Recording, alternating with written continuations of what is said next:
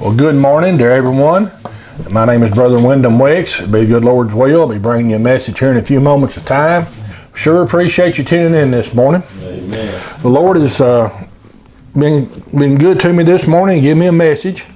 But I ask y'all to pray for me that I get self out of the way and deliver it the way He wants it delivered this morning. If you've got your Bible and you want to read along with me, I'm going to be reading out of the book of Psalms this morning.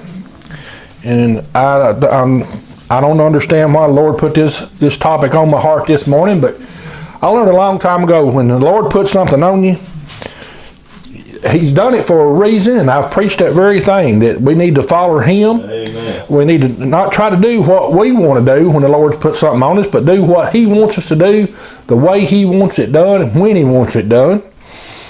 And when we do that, wonderful things can happen. You know, we stand in our own way sometimes of receiving a blessing from above, or helping somebody along the way, because we decide, well, no, I ain't got time to do that, or I just don't feel like doing that right now, I'll do it later. Well, that's not what the good Lord wants us to do sometimes. When He gives it to us, He wants it done right then. And this is my allotted time down here at the radio station, and the good Lord blessed us with allowing us to be down here and give us the way to be here, the means to be here.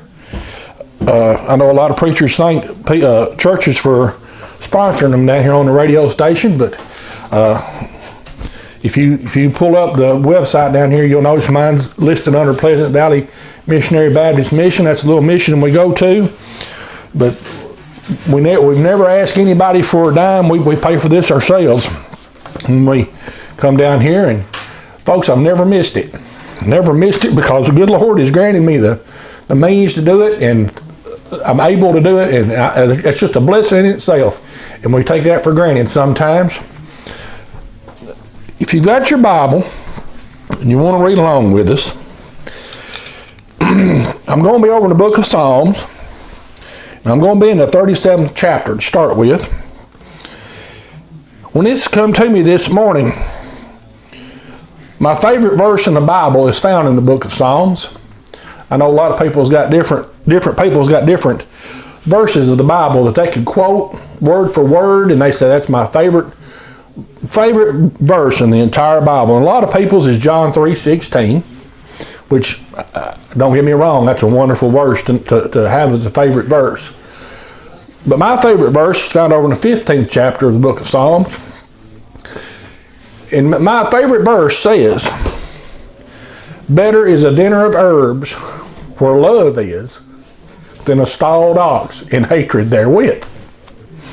And what that really means is, it's better to have love in your heart, love in your home, and have God there. God's love there. Not just love for your family, but God's love in your home. And eat poorly, be of poor means of this world, than it is to have the riches of this world and not have love in your home.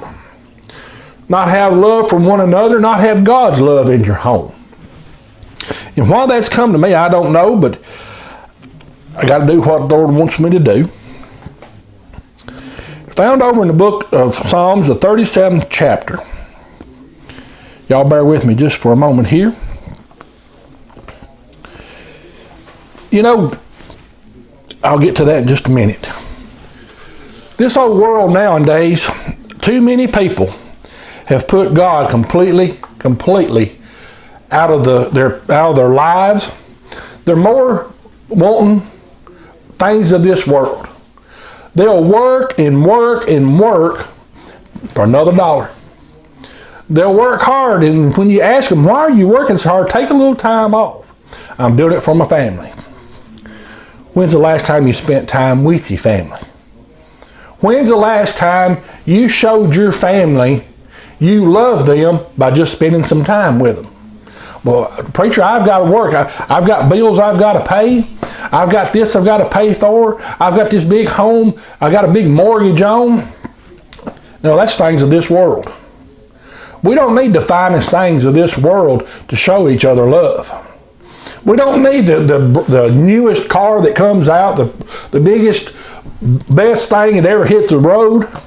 We don't need a 4-bedroom home with 3 baths to show our family we love them.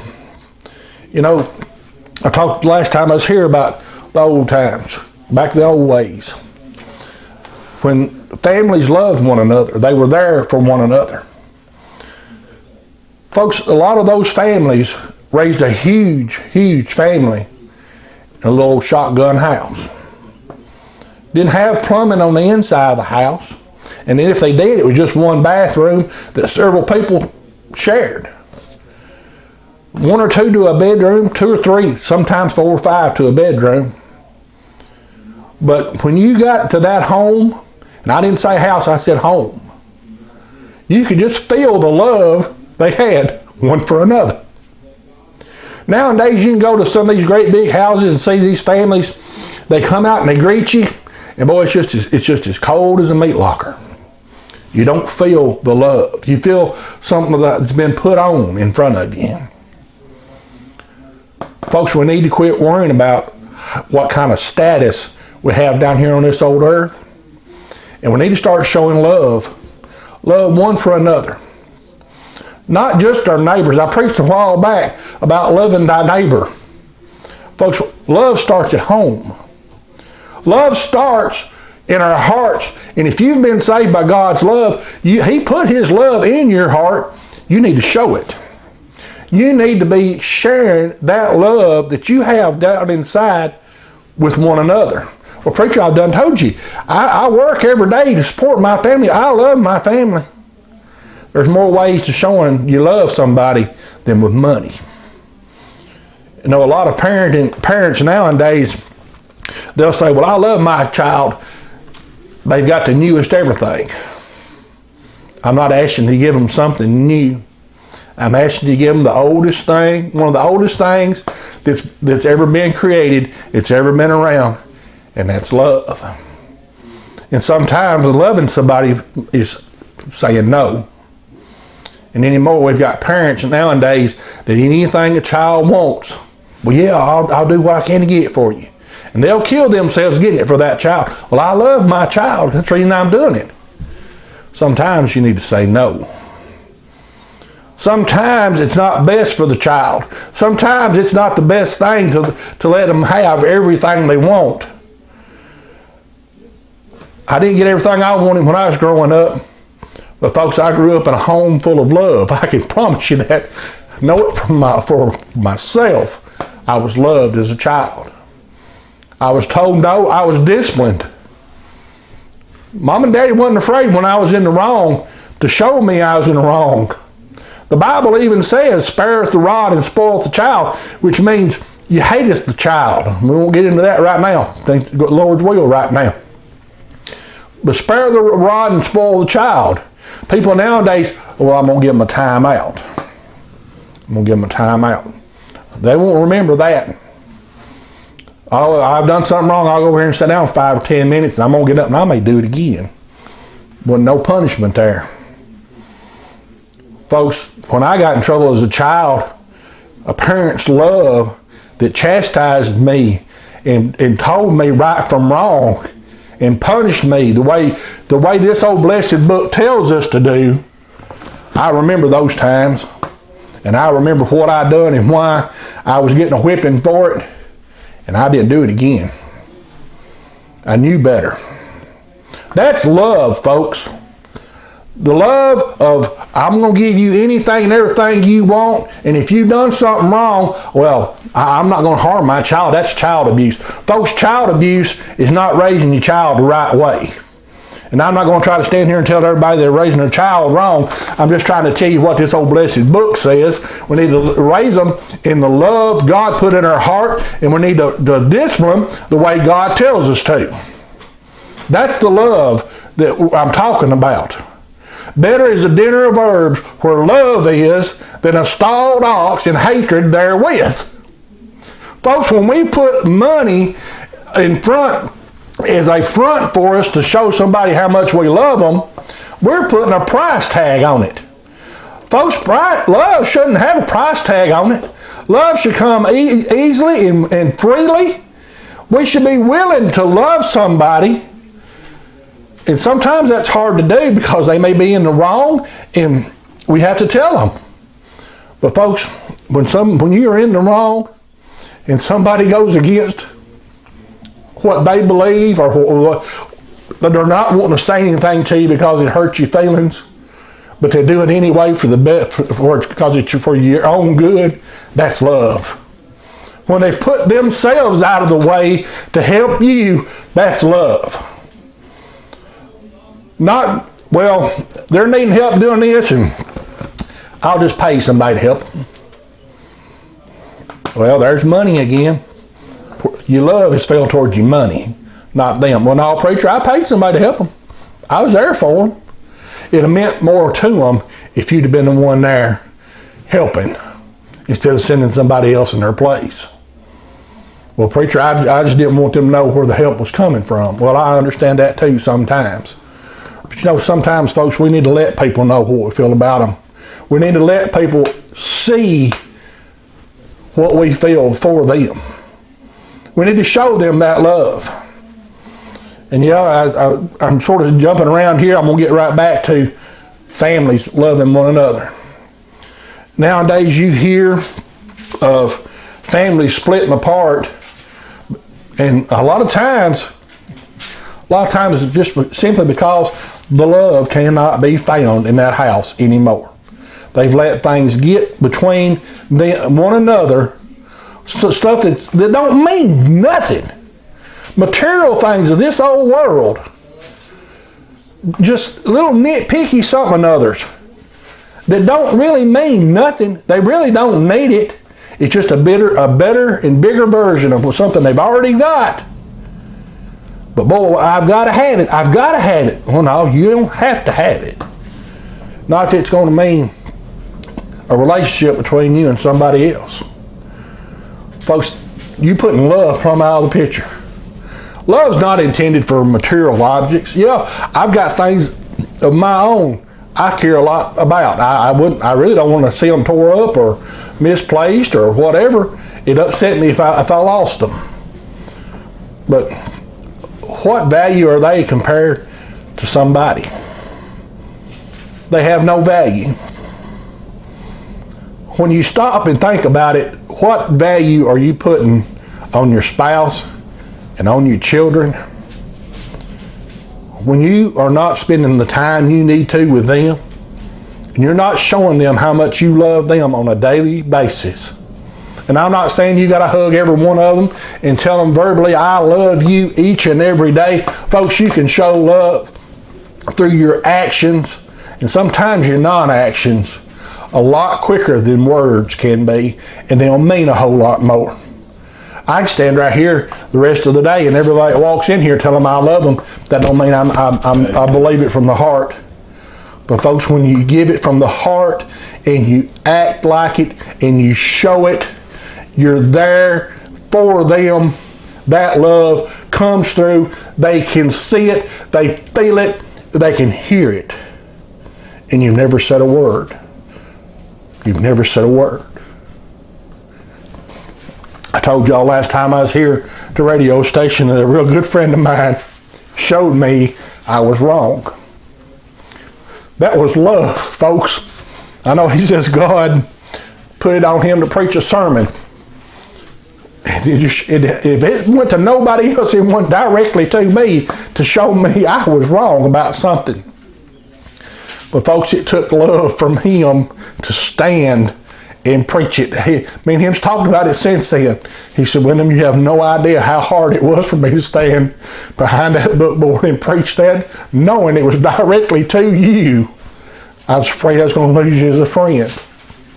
But folks, love for God was what was the most important thing. He didn't let me stand between him or nobody and God. He didn't let nothing else stand between him and God, and I respect him that much more for it, because that's what the Bible tells us to do. We don't let anything stand between us and God. Not anything of this world. But what was hurting him was because he loved me. But I love him because he stood for what God wanted him to do, and he told me I was wrong, and I respect him for it. He never said, Wyndom, I love you. He showed me. Folks, that's what we need to do for one another, is show one another the love we have for one another. Not, I done told you, words don't have a whole lot of meaning sometimes, but your actions do. Your actions do. You know, a good example is a child's birthday. Growing up, a kid has certain birthdays. Boy, they think, I'm turning as a teenager. I'm going to be 13. I'm turning as a teenager. I'm going to be 16. I'm going to get my driver's license. It's a special birthday for them. I'm turning 18. I'm turning 21. Special birthday for them. Are you there for them? Are you there for their birthday? Are you showing them that you love them? Or are you just trying to buy them some great big gift and go, well, here it is, happy birthday, I gotta go. How much love was in that? Well, preacher, you don't know what I give for what I give them. It don't matter. It ain't got no meaning whatsoever. It might have had a price tag on it, and all you done is you put a price tag on your love for that individual. That's what you done. Quit putting a price tag on your love. Let your love show through. God loved each and every one of us enough that he gave his only begotten son for all of us. What kind of price tag you going to put on that? What kind of price tag are you putting on the love God put in your heart when he saved your soul, that you don't want to share it with nobody else? You're too busy with things of this world to share God's love. What kind of price tag are you putting on it this morning? Why are you not letting God's love show through you? I've been talking about showing it to your family. Are you even showing it to your neighbors? Are you even showing it to the people you work with? Are you just one of these people, I've got a job to do, I'm going to go to work, I'm going to do it. Everybody just needs to leave me alone, stay out of my way, let me get my job done and go home. Folks, we can have some really good relationships with people we work with. And when we need help, they can be there for us. And when they need help, we need to be there for them. And don't take that word relationship wrong. I'm talking about being a friend. Being a leaning post when somebody's in trouble. Amen. Being one of the people they're not afraid to come and say, listen, I've got a problem. I need somebody to talk to. Can you listen to me for a while? Be one of those people. Show your love one for another. No, I work a public job. I don't care what these people's problems are. I've got problems of my own. That's an excuse we all use, ain't it? Well, yeah, we've all got problems, but you know, Amen. The Bible tells us that we need to let our burdens be known and pray one for another. We need to let each other know what kind of problems we got, because we can help one another. Help one another along the way. And how do we do that? We show each other a little bit of love. A little bit of help here and there. And sometimes it ain't nothing but listening. That's right. We just sit back and let them say what they need to say, because a lot of times, folks, when things get on us and we've kept it in for so long, it clouds our minds, it clouds our thinking, and once we said it out loud to somebody, it's like, I know what I need to do now. I've kept it in for so long, I was being blinded by it. I know what to do now. Be that person. Show somebody you love them enough just to sit and listen to them sometimes. Because, folks, sometimes people keep the things bottled up on the inside of them. I know a lot of people, and I'm afraid that's a true statement. I know a lot of people that when you see them out somewhere, they was friendly and outgoing. But you knew they had problems. You'd heard several ways, and they just kept it all bottled up on the inside of them. They didn't want to burden nobody else. They didn't want to burden nobody else. But sometimes when we have a burden, we need to discuss it with somebody. But these people I'm talking about, they kept it bottled up on the inside to the point they couldn't handle it no more, and they took matters into their own hands. That's a sad way to end it. We need to let things come out. We need to get our burdens out. The Bible tells us to let each other know our burdens and to pray for one another. That's just showing our love, folks. Now, you say a lot of times that, well, so-and-so stands up at church all the time and says, pray for me, pray for my family. They're doing this, they're doing that. Every day, every Sunday, we have to hear the same thing. That family's just mean as a snake. Ain't no hope for them. Somebody needs to be praying for you. Amen. There's hope for everybody. Amen. When they turn to God and ask Him for help, He can take care of all things. And when that person is standing up at church and asking the church to help pray for them, they're showing their love for that individual. They've not given up on them. They're showing their love for them. And you ain't showing yours by thinking, well, why are you asking help for them anymore? There ain't no hope for them. I've done told you, somebody needs to be praying for you. Because you need to be praying and asking God, why do I feel this way? Why am I not showing my love towards that person? Why am I not letting your love show through me? Have I let this old world get a hold of me and just hold it in? Is it just bounding it up? Why have I got hatred in my heart? Because, folks, that's what it is. Why do I just cannot get past what I've seen them do in the past? That's in the past, folks. God will forgive all things if a person comes to Him humbly and asking. Where the forgiveness falls short a lot of times is us forgiving one another. Is us not forgiving them. I've heard this statement a lot of times. I'll forgive you, but I ain't going to forget it. In other words, I'll forgive you for it, but I'm not going to forget what you done. I'm going to keep my eye on you. I'm going to keep you at a safe distance, but I still love you.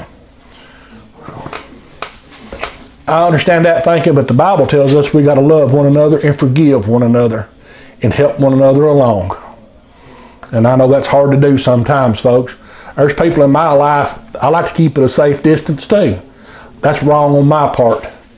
I need help with that. That's the reason I ask for prayers. We all do the same thing. We all fall short of loving one another the way we're supposed to. We need to show each other the love God put in our hearts. I'm going to quote that verse one more time. Better is a dinner of herbs where love is than a stall-fed ox in hatred therewith.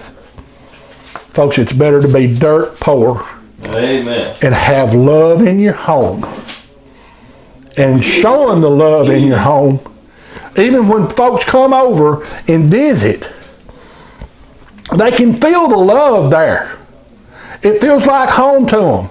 They don't mind coming to your house. They don't mind relaxing when they get there. They're not on pins and needles. It's a lot better to have God's love in your home than a person when they got a problem. They know I need to go talk to so-and-so. I'm going to go over and I'm going to sit on their back porch for a while and I'm going to talk to them. Every time I go and talk to them, I feel a little better. It's better to be that way, folks, than it is to live in the biggest mansion in the county, have a bank full of money, and people's even afraid to speak to you, afraid, well, he don't know me. I don't want to talk to him. He's better than I am. No, folks, ain't nobody better than nobody else. God sees every man equally. There ain't no big eyes and little U's. He ain't better than you because his bank account's bigger than yours is. He ain't no better than you are because his house is a whole lot bigger. He ain't no better because he drives some big fancy car. And on the other side of that, Just cause that man lives in a 2-room shack down there, don't make him no less than you are either. Amen. Don't be looking down on him. You know, he may be walking a whole lot closer to God than you are. He may be a whole lot richer than you are. And I'm not talking about money in his pocket. I'm talking about the riches that count. I'm talking about the riches God told us to work on, laying up our riches in heaven. And when we walk with God and do the things he has for us to do, he pays us in ways that money can't even touch. Yep.